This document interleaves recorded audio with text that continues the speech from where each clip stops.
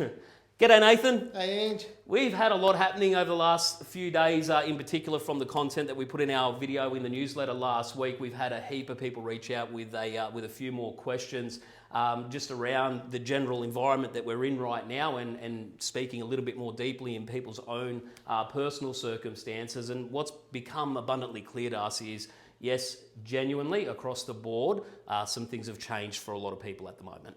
Yeah, there's no doubt. I think the cost of living, what's going on in the news in regards to interest rates, the grocery bills. Yep. This week has been a lot about water bills this week. Yep. So council's on the chopping block for a little bit of negative publicity there. But I think ultimately, we've had a lot of people reach out and they're asking the question, what do we do from here? Yeah, and a lot of that leads into we've probably experienced a lot more walk-through properties than we have in the last 12 months in a short period of time in winter. And one of the things that we have noticed as a bit of a trend in the questions is that people are really looking to guess around some prices in values of property. Yeah, and what I think it is not so much people are guessing. We're actually getting quite a few people that are telling us where their property values are. And what is most interesting out of those conversations is that they're giving us that price based on a whole lot of things that actually have zero impact on property prices. Yeah, a couple of the obvious things that we see in every kind of market condition. It's the influence of what family and friends might be suggesting. Also, the one up the street just sold for X, so we think ours should be worth more. Yeah, my mate at the pub, he knows values and this is what they're going for. But some of the ones that probably have the absolute least impact on where your pricing of property could be is more about what you want to have happen next. Yeah, so if I look at a couple of the key ones, so how much you owe on a property, that has absolutely zero impact on its current value. What you're about to buy, so where you're moving to, what you're buying next, unfortunately has absolutely zero impact on the property price. The other one is any improvements that you've made. So a lot of people make improvements to a property that are quite personal. Yes. So those improvements don't always add value to your property. What else have we got that has nothing to do with property price? What you want to achieve so that you can do whatever it is you want to do next. So there's a number of things there that when we sit down with potential sellers and people just looking at what their current values are, those things just do not add anything to the conversation. And in actual fact, it puts you in a very risky situation where your agent might start to agree with you.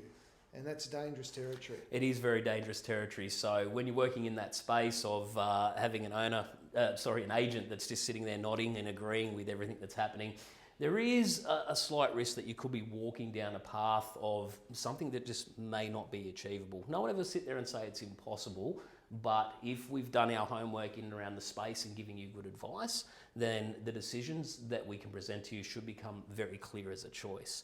Now, a couple of the other things, though, what we've learned in particular in the last month or so is definitely take the time to get yourself ready if you are in a position of thinking of selling, because one of the biggest mistakes that we don't want to see our sellers make is a mistake in urgency to rush yourself into the marketplace and also leaving that decision making to move forward if you are selling to the very last minute.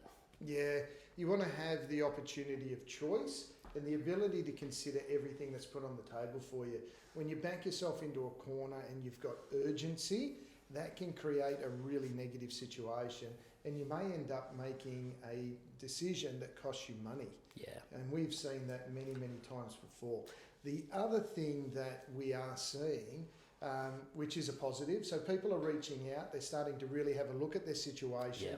They're doing that early, but what we are seeing on the flip side now is because every cent counts, particularly when you're carrying a mortgage and you're trying to pay that down.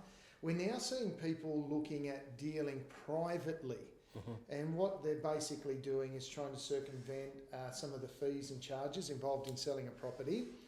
but we're seeing so many of those not work out. Yeah. So dealing with buyers that are not in a position to buy and sign contracts, doing handshake deals without the appropriate paperwork, so Yep. without contracts of sale. We're just seeing a whole host of horror stories out there, which is leading people to a very stressful, urgent period, and they're having to make decisions at the last minute. And not only that, just working perhaps with buyers in a space where they might not be fully aware of their situation as well, given everything that's happening around interest rates and bank lending and the forensic analysis that takes place to be able to get money. So a couple of the key takeaways just for today's video. Nathan, definitely a focus on being prepared. Use this time now. It is obvious that circumstances are changing for everyone, so definitely start doing that homework now. And that goes as far as including the important conversations, particularly with your broker if you are dealing with finance, and not leaving it to the last minute where potentially we could be on the back of some more rate increases that put the extra undue and unwanted pressure on you. Well, interesting, I just read in the paper again today that if we were to have 2 more rate rises, Yep. a couple bringing in around about 120,000 on a $550,000 loan who've paid a 20% deposit, if we get 2 more rate rises, that potentially tips them into a situation where half of their income Just will on be repayments. going just to the mortgage. Wow. Okay.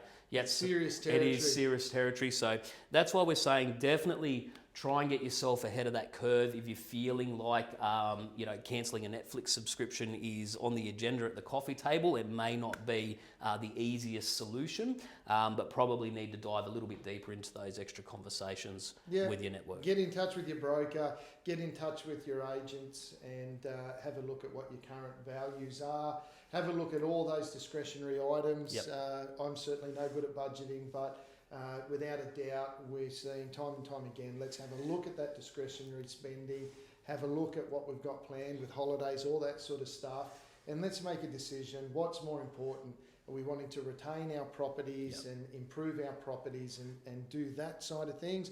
Or do we want to enjoy every day for what it offers and be a little bit flexible in where we live, which may mean we're looking at rentals and selling and making a significant change. So anyway, if you need any help, reach out to us here at Soul Property Agents.